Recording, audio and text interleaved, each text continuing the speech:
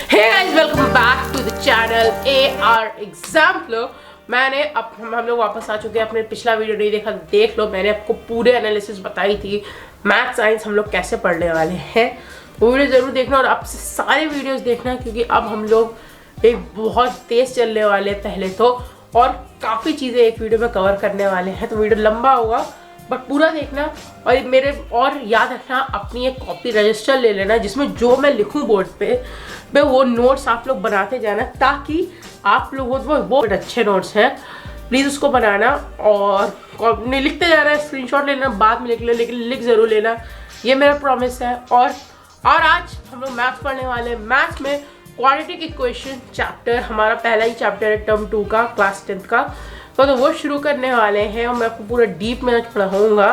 तो बिना देरी किए आज का वीडियो स्टार्ट करते हैं। तो गाइस, जो अभी हम लोग सबसे पहले पढ़ने वाले हैं क्वाड्रेटिक इक्वेशंस, ये हमारे चैप्टर का नाम है। तो सबसे पहले क्वाड्रेटिक इक्वेशंस का मतलब क्या होता है। क्वाड्रेटिक इक्वेशन जो होती है, इस देखिए क्वाड्रेटिक इक्वेशंस में हम लोग सिर्फ जिसकी हाईएस्ट पावर 2, क्वाड्रेटिक मतलब 2, जिसकी हाईएस्ट पावर 2 हो उस इक्वेशन की, तो उसको क्वाड्रेटिक इक्वेशन है। जिसकी हाईएस्ट पावर 3 हो, क्यूबिक होगी।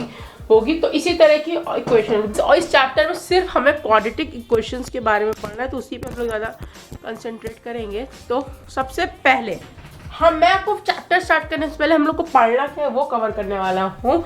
जो हम लोग कवर करेंगे व्हाट टू स्टडी में, कि हम लोग को पढ़ना क्या है, ताकि आपको एक रफली आइडिया हो जाए कि हम सबको ये सब कवर करना है। तो सबसे पहले व्हाट टू स्टडी, हमें क्या पढ़ना है। तो सबसे पहले general introduction of quadratic equation, मतलब सबसे पहले हमें क्वाड्रेटिक इक्वेशन के बारे में जनरल चीजें जाननी होगी, जिसमें general form of quadratic equation और जीरोस और रूट ऑफ क्वाड्रेटिक इक्वेशन।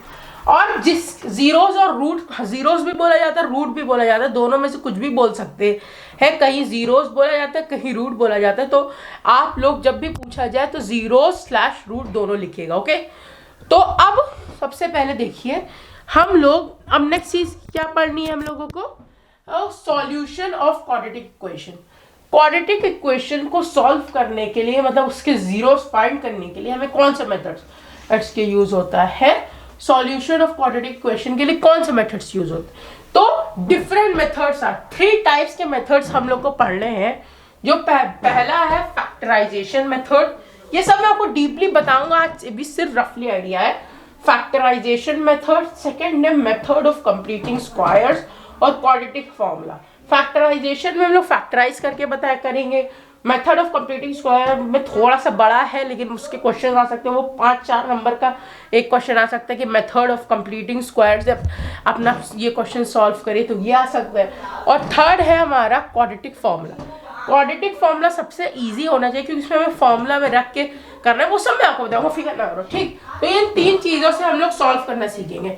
अब नेक्स्ट चीज है नेचर ऑफ रूट्स, मतलब रूट्स के भी अलग अलग नेचर्स होते हैं, ठीक।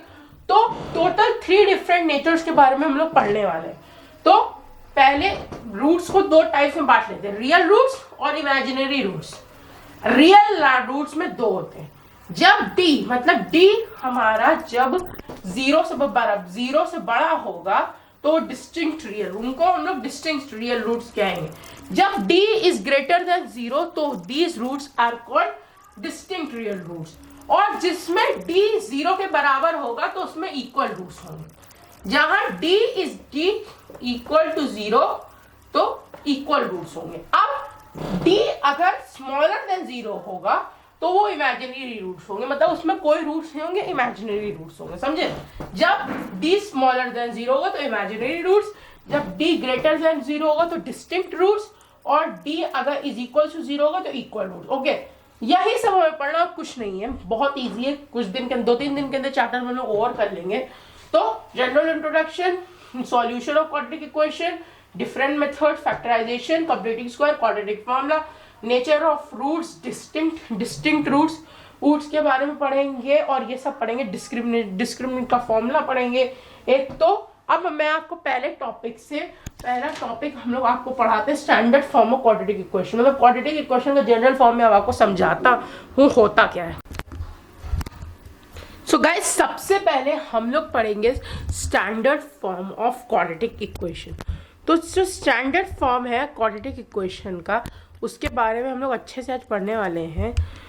तो सबसे पहले मैं आपको बताता हूँ, जो नॉर्मल क्वाड्रेटिक इक्वेशन होती है वो होती है ax² plus bx plus c।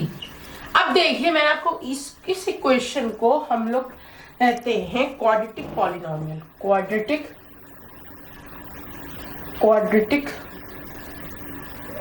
Polynomial, polynomial को POL की पावर n तो पॉलिनोमियल होता है, ठीक। अब इसकी जो हायर डिग्री ऑफ, अब देखो यहाँ इसकी पूरी पावर, इसकी इक्वेशन की हाईएस्ट पावर 2 है। तो जो हाईएस्ट पावर होती है इक्वेशन की, हाईएस्ट पावर को उसकी डिग्री कहते हैं, ये याद रखना। इक्वेशन की हाईएस्ट पावर को उसकी डिग्री कहते हैं। तो here degree of quadratic polynomial of quadratic polynomial is 2, क्योंकि इसकी हाईएस्ट पावर 2 है।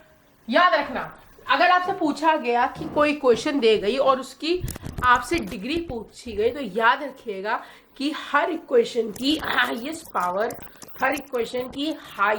मतलब जैसे 5x² प्लस 3x प्लस 5 है, तो हाईएस्ट पावर स्क्वायर 2 है, x की पावर हाईएस्ट 2 है, तो उसी को 2 जो है वो उसकी डिग्री हो जाएगी, याद रखिएगा। ओके, अब देखो, अब ये हो गया।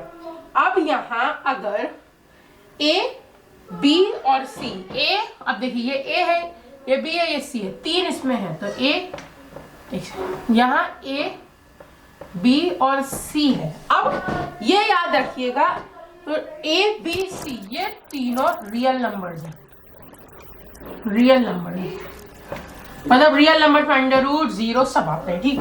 अब यहाँ जो A है वो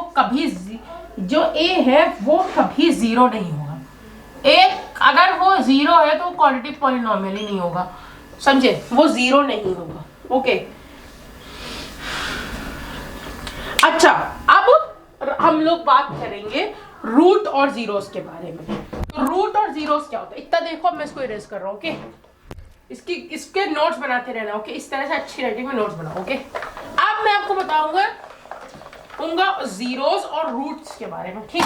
ये तो पॉलिनोमियल की इक्वेशन के बारे में था। दैट वैल्यू ऑफ एक्स, जैसे एक इक्वेशन है हमारी ax, जैसे एक मान लेते, ठीक, 5x² plus 4x plus 3, that value of x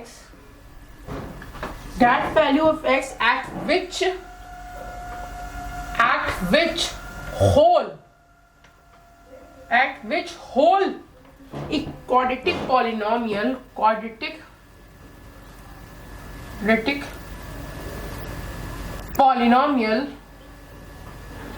becomes zero,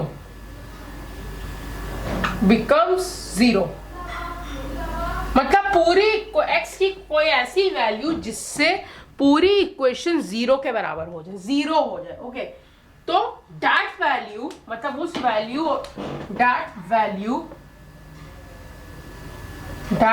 value of x is known as, that value of, वो x की वैल्यू जिससे पूरी क्वाड्रेटिक पॉलिनोमियल की इक्वेशन 0 हो जाए, is known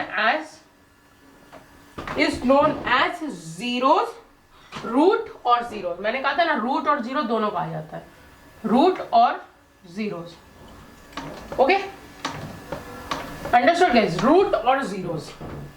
और यहां लगा देता हूं रूट और जीरोस, ठीक। वो x की वैल्यू जिससे, जैसे ये x की कोई ऐसी वैल्यू जिससे पूरी इक्वेशन 0 बराबर हो जाए। जैसे ये क्वेश्चन है कि इसको हटाते हैं, जैसे एक इक्वेशन है ax² plus bx plus c, general वो होता है bx प्लस c। तो x की ऐसी वैल्यू जिससे पूरी इक्वेशन 0 के बराबर हो जाए तो उसको कहेंगे हम लोग उसकी रूट और 0, समझे? ओके, इतना समझ गया। अब हम लोग बात करेंगे डिग्रीज के बारे में, ठीक? अब इसको मैं इरेज कर रहा हूं। अब ये सब अभी स्टैंडर्ड फॉर्म ऑफ क्वाड्रेटिक के बारे में ही पढ़ेंगे। अब हियर द डिग्री इज 2। अब मैं आपको बताऊंगा डिग्रीज के बारे में, कुछ कंडीशंस, ठीक? Here if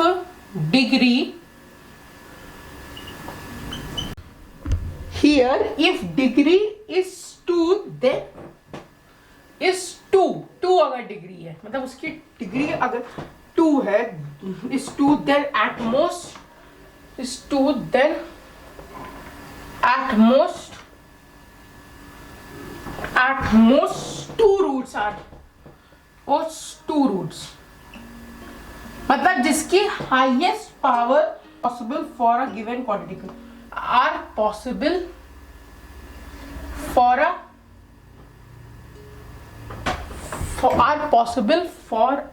given quadratic equation, for a given quadratic equation,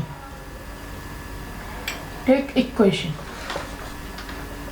अच्छा, अब समझे गाइस कि अगर वो ऐसी इक्वेशन जिसकी हाई, जैसे उसकी डिग्री 2 है तो उसके रूट्स भी 2 होंगे, जिसकी हाईएस्ट पावर 2 है तो एटमोस्ट 2 होंगी रूट्स, जो ज्यादा से ज्यादा 2 होंगी, 2 से कम हो सकती है लेकिन 2 से ज्यादा नहीं होगी, ठीक? तो कंडीशन सब इसकी क्या होंगी? तो जब अगर 2 रूट्स होंगी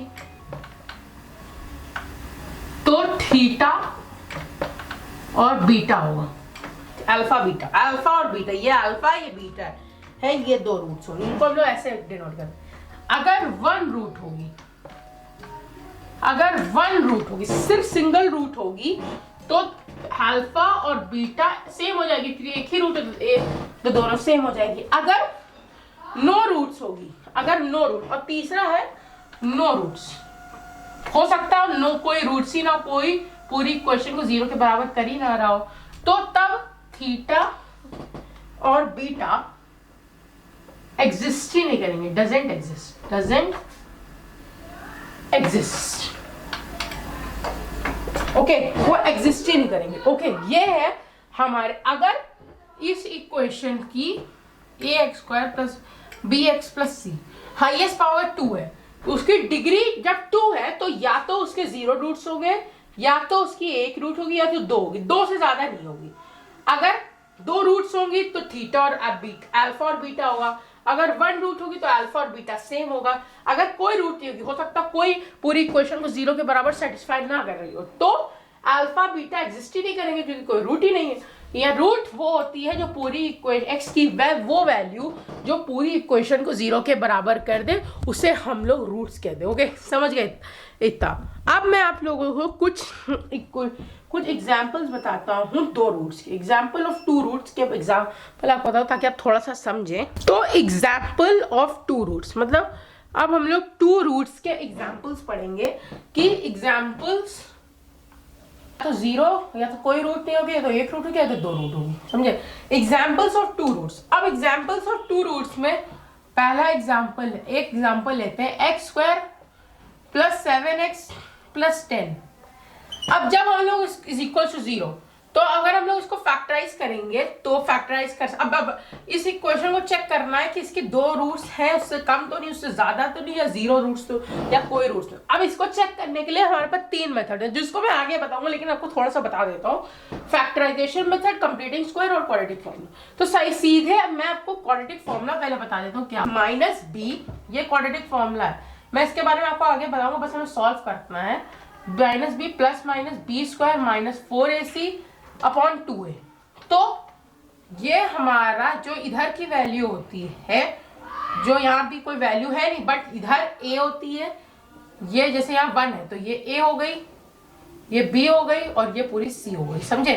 तो यहाँ सबसे पहले इस इक्वेशन में हम लोग रखते हैं, तो -b तो यहाँ -7 प्लस माइनस b² मतलब 49 माइनस A कितना है 1, C कितना है 10, तो ये हो गया। ओके यार 2A से देखना सही से, ओके अपॉन 2 है तो 2A 1 है तो -7 प्लस माइनस, ये देखिए -10 तो 49, ये हमारा 4 इंटू 1 इंटू 10, तो 49 माइनस 10 हमारा 9 होता है, तो ये हो जाएगा 2। तो अब यहाँ इधर लिख रहा हूँ, ठीक, तो -7 प्लस माइनस √9/2। अब यहाँ प्लस माइनस है तो सबसे पहले प्लस कर देते हैं, तो -7 प्लस √9 3 होता है अपॉन 2, और यहाँ माइनस कर देते हैं -7 माइनस 3/2, तो ये हो जाएगा प्लस माइनस -5/2, और ये हो जाएगा -5 आ जाएगा, ठीक। तो ये हमारी उसकी 2 रूट्स आ गई। ओके सॉरी एक गलती कर दी मैंने, ये -7 प्लस 2 4 होगा, तो ये हो जाएगा हमारा माइनस का 2, तो एक x की आ गई -2 और एक x आ गई -5, तो इसकी 2 रूट्स आ गई। अब अगर हम लोग x की वैल्यू -2 पूरी इक्वेशन में प्लेस कर देंगे तो वो 0 के बराबर हो जाएगा, और ये x की वैल्यू -5 को प्लेस कर दे वो भी 0 के बराबर है, क्योंकि इसकी 2 रूट्स है। तो ये 2 रूट्स का एग्जाम्पल था। तो गाइस ये एक एग्जाम्पल है हमारा एक रूट का, या इक्वल रूट्स भी कहेंगे। तो इसको अगर हम लोग क्वाड्रेटिक फॉर्मूला से सॉल्व करेंगे तो दोनों रूट्स मतलब x की दोनों वैल्यूज सेम होंगी, और ये इमेजिनरी रूट्स है तो नो रियल रूट, मतलब इसमें जब ये सॉल्व करेंगे तो हमारी जो अंडर रूट में आएंगे आंसर, अगर इसको सॉल्व करेंगे तो अंडर रूट हमारा रियल रूट नहीं होता है, तो अंडर रूट में जब भी रूट आए तो समझिए वो नो रूट्स हैं, तो इसी तरीके से इसमें नो रूट्स होंगे। तो ये 1 रूट का एग्जांपल है, इसमें अल्फा और इसमें दोनों सेम होंगे, और इसमें अंडर रूट में आएगा तो अंडर रूट नो रूट्स होंगे। तो इसको आप लोग सॉल्व करके जरूर चेक कर लेना, हो सकता है मैंने गलत बताया हो तो इसको चेक कर लेना। अब हम लोग नेक्स्ट टॉपिक पे बढ़ते हैं।